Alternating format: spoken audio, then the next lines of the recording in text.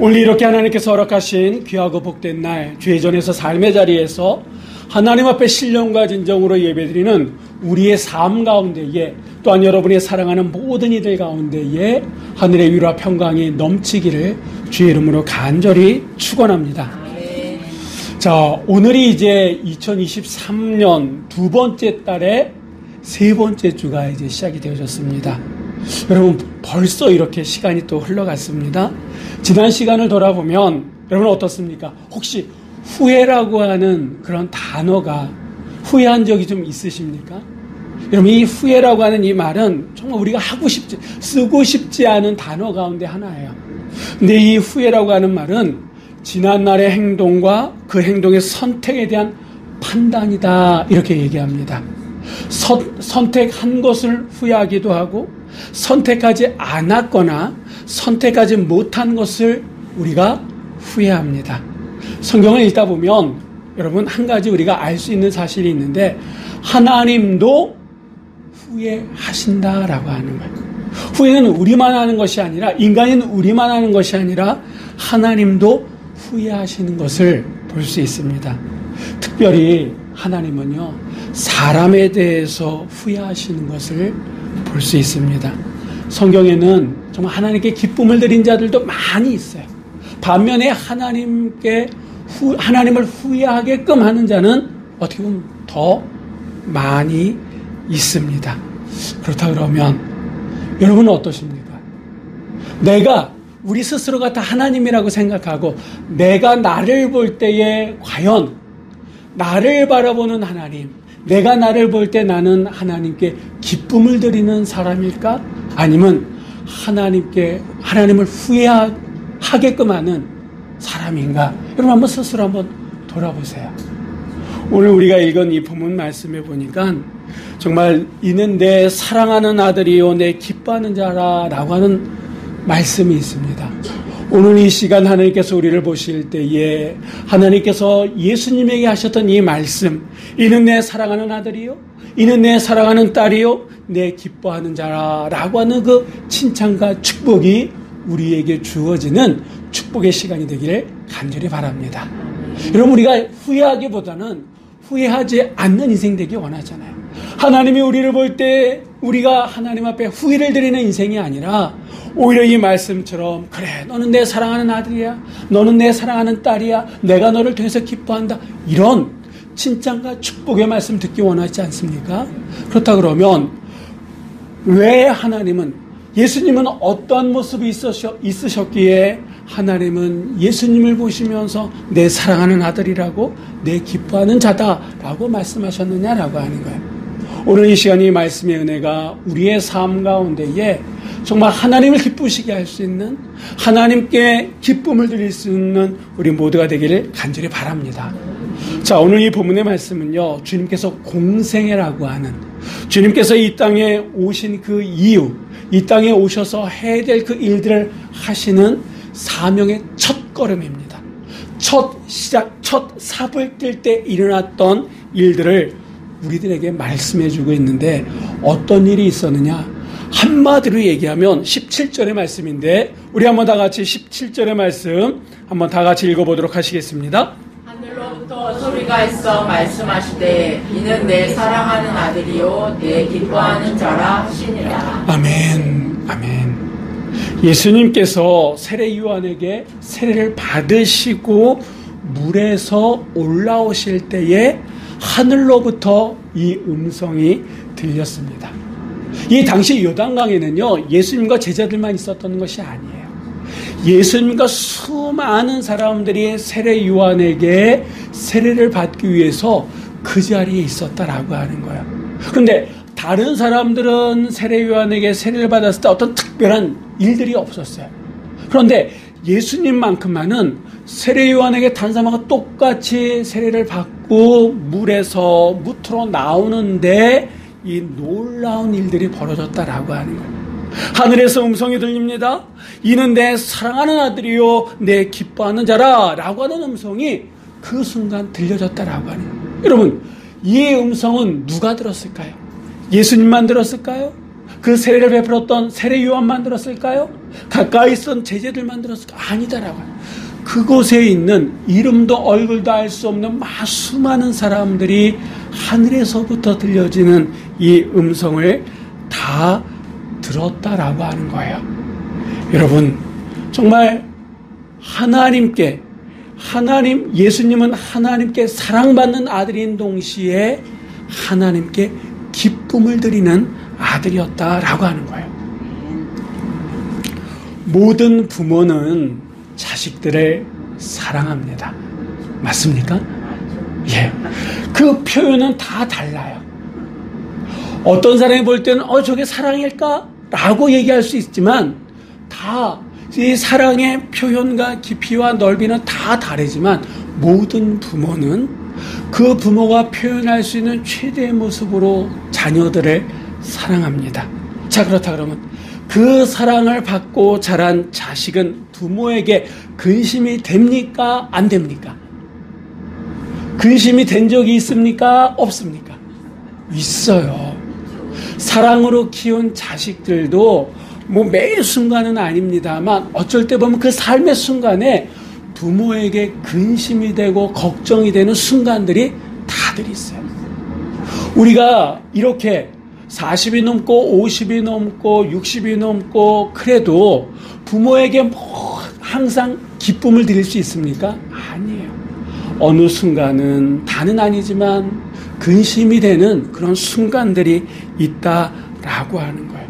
여러분, 우리 부모들은 자식들에게 행복을 느끼기도 하지만 반면에 마음이 상하고 속이 상하고 힘들 때도 있습니다. 솔직히 얘기하면. 근데 똑같다라고 하는 거예요. 하나님 앞에 우리가 똑같다라고 하는 거예요. 우리를 통해서 하나님이 기뻐하시기도 하지만 때로는 우리로 인해 가지고 하나님이 근심하기도 하고 하나님이 슬퍼하기도 하고 하나님이 때로는 분노하시기도 하다라고 하는 거예요. 실제적으로 우리뿐만 아니라 성경을 읽다 보면 하나님 앞에 기쁨을 드린 자들도 있지만 하나님의 슬픔의 대상이 된 자들도 있습니다. 예를 든다 그러면 아담과 하와, 하나님께서 그들을 만드실 때 얼마나 심혈을 기울이고 만드셨냐라고 하는 거예요. 여러분,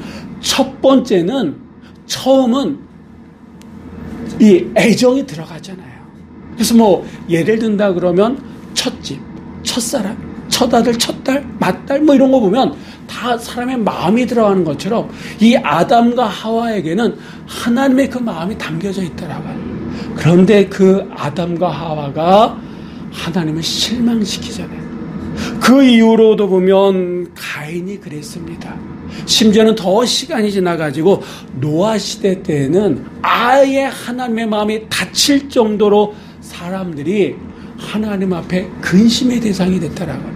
한번 보겠습니다. 창세기 6장 7절의 말씀을 한번 다 같이 읽어보도록 하겠습니다. 이르시되 내가 창조한 사람을 내가 지면에서 쓸어버리되 사람으로부터 가축과 기는 것과 공중의 새까지 그리하리니 이는 내가 그것들을 지었음을 한탄함이니라 하시니라. 아멘. 여러분, 그 노아 시대의 사람들이 어떻게 했길래 하나님께서 이 정도까지 쓸어버리시겠다라고 말씀하고 계시다라고 하는, 아니 그 지었음을 한탄하고 계시다라고 하는 겁니다. 하나님께 기쁨의 대상이 되는 사람이 있는 반면에 하나님께 이렇게 아예 쓸어버리겠다라고 마음먹게 하는 사람들도 이 땅에 살아간다라고 하는 거예요. 근데 우리가 기억해야 될 것은 정말 하나님을 한탄하게끔 하는 사람들은 하나님이 친히 쓸어버리신다라고 하는 거예요. 하나님께서 친히 그들의 길을 막으신다라고 하는 겁니다. 여러분, 우리는 한 번밖에 살 수 없는 인생 아닙니까? 한 번밖에 살 수 없는 인생인데 하나님께 슬픔을 드리고 하나님께 기쁨을 드리지 못한다 그러면 그 인생이 얼마나 비참하냐라고 하는 거예요. 오늘 이 본문에 보니까 예수님께서 세례를 받고 물 밖으로 나왔을 때에 하늘로부터 이는 내 사랑하는 아들이요 내 기뻐하는 자라 라고 하는 칭찬과 축복의 말씀이 들려졌습니다. 여러분, 이걸 한마디로 얘기하면 하나님께서 방금 세례를 받은 예수님을 인정하는 거예요? 인정하지 않는 거예요? 인정하는 거잖아요.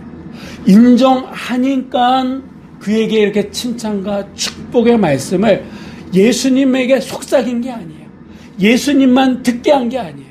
제자들만 듣게 한 게 아니에요. 그 자리에 있는 많은 사람들이 들을 수 있도록 하늘로부터 이 소리가 들렸다라고 하는 겁니다.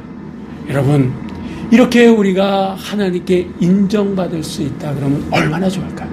그렇다고 그러면 하나님은 도대체 예수님의 어떤 모습을 보고 이렇게 많은 사람들 앞에서 이렇게 인정하신 걸까요? 우리가 제일 먼저 생각할 수 있는 게 예수님이 하나님의 아들이시니까 이런 거 아니야? 라고 생각할 수 있지 않습니까? 만약에 그게 다라 그러면 그냥 단순히 예수님이 하나님의 아들이다라고 하는 게 하나님이 인정하는 전부였다 그러면 오늘 이 본문의 말씀은 결코 복음이 될 수 없습니다.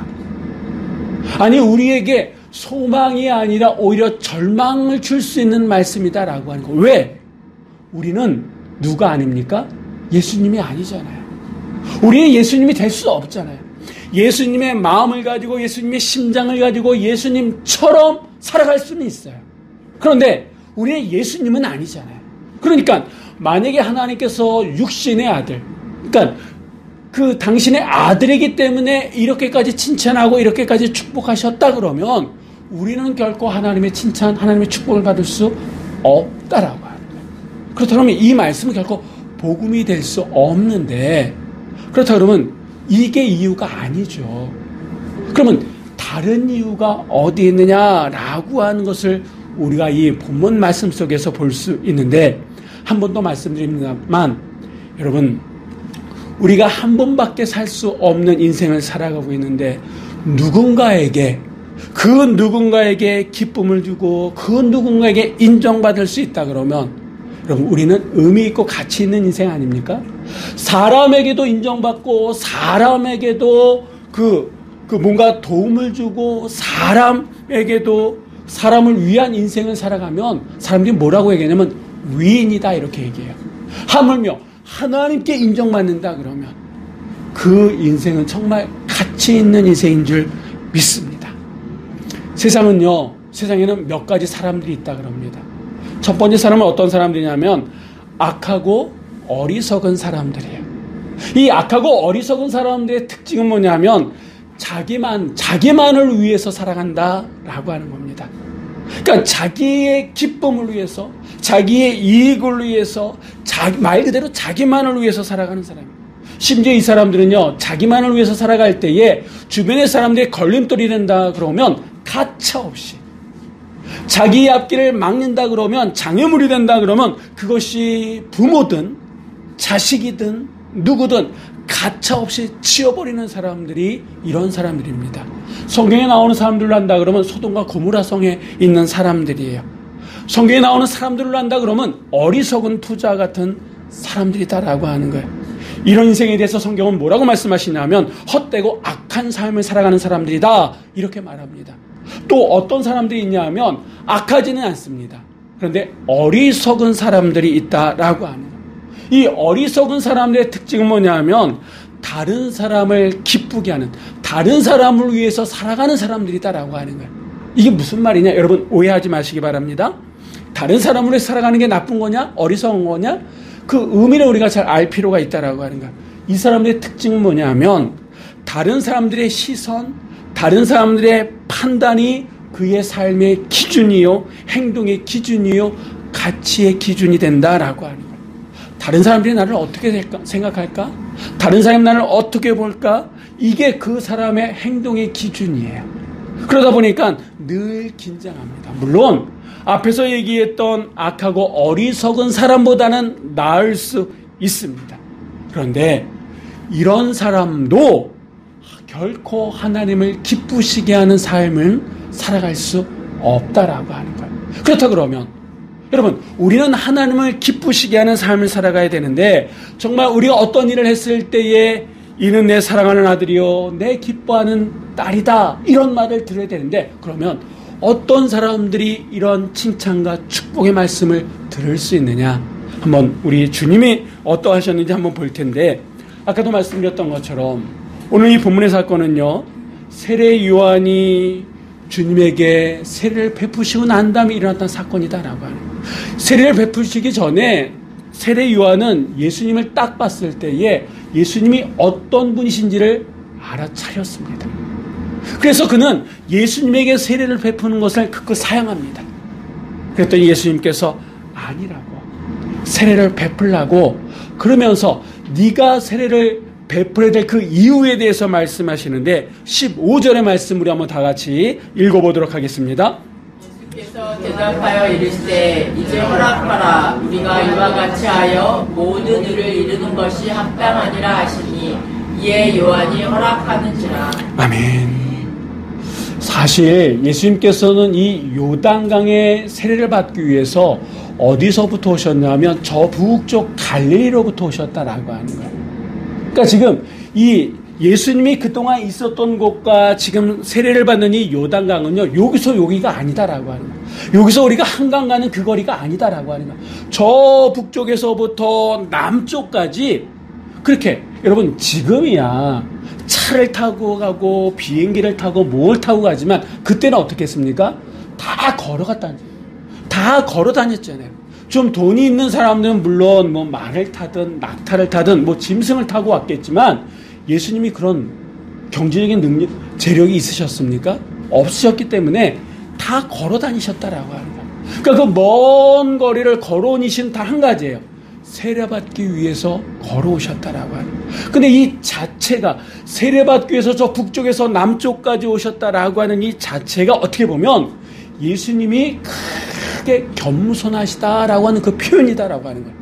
왜냐하면 세례 요한의 말처럼 예수님은 세례를 받으실 필요가 있으신 거예요? 없으신 거예요? 없으시다라고 하는 거예요. 왜 그러냐면 이 세례라고 하는 게 뭐냐 하면 죄가 있는 인간이 회개하는 과정에서 받는 거거든요. 죄를 범한 우리가 그 죄에서 씻김받기 위해서 받는 게 세례다라고 하는 거예요. 그런데 우리 예수님은 죄가 있으십니까? 없으십니까? 없으시잖아요. 없으신 메시아잖아요. 하나님의 아들이시잖아요. 그러니까 굳이 인간에게 세례를 받으실 필요가 없는 거예요. 그런데 예수님은 세례받기 위해서 저 북쪽에서 또 이 남쪽 요단강까지 친히 걸어 오셨다라고 하는 거예요. 그리고 다른 죄인들처럼 세례를 받으셨는데 왜 받으셨느냐? 그냥 심심하니까? 그냥 사람에게 뭔가 좀 겉멋을 보여주려고? 아니요. 예수님이 뭐라고 말씀하셨냐면 모든 의를 이루기 위해서 세례를 너는 베풀어야 되고 나는 받아야 된다라고 말씀하셨습니다. 다시 말씀드리면 이 예수님께서 말씀하시는 이 모든 의라고 하는 게 무엇이냐? 하나님의 뜻을 이루는 순종의 삶이다라고 하는 거예요. 그러니까 지금 이 세례를 받으시는 게 하나님의 뜻에 순종하는 예수님의 모습이요, 또한 요한의 입장에서는 예수님께 세례를 베푸는 것이, 내가 비록 인간이고 이 앞에 계신 분이 하나님의 아들 메시아이지만 내가 이분에게 세례를 베푸는 것이 하나님의 뜻에 뭐하는 거예요? 순종하는 것이다라고 합니다. 여러분, 사실 이게 쉬운 게 아니잖아요. 이 앞에 계신 분이 하나님의 아들이에요. 아니면 하나님이에요. 근데 내가, 인간인 내가 그 하나님에게 세례를 베푼다? 모르는 사람들에게는 그냥 청년에 불과하지만 아는 세례 요한 입장에서는 이건 엄청난 일이다라고 하는 거예요. 그래서 어떻게 보면 두려운 일이다라고 하는 거예요. 자칫 잘못하면 죽을 수도 있는 일이다라고 하는 거예요. 그런데 예수님의 그 한마디, 모든 일을 이루기 위해서 너는 베풀어야 되고 나는 받아야 된다라고 하는 그 한마디에 이 세례 요한은 순종합니다. 여러분, 이게 바로 의다라고 하는 거예요. 내가 하고 싶어서 하는 게 아니에요.